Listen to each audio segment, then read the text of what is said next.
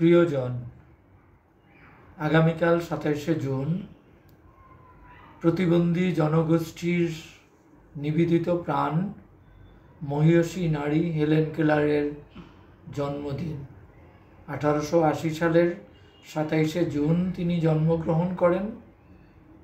19 মাস বয়সে মস্তিষ্কের প্রদাহ মেনিনজাইটিস জ্বরে আক্রান্ত হয়ে পরবর্তীতে শ্রবণ ও দৃষ্টি প্রতিবন্ধিতা বরণ করেন এবং 1968 সালের 1 জুন মৃত্যুবরণ করেন।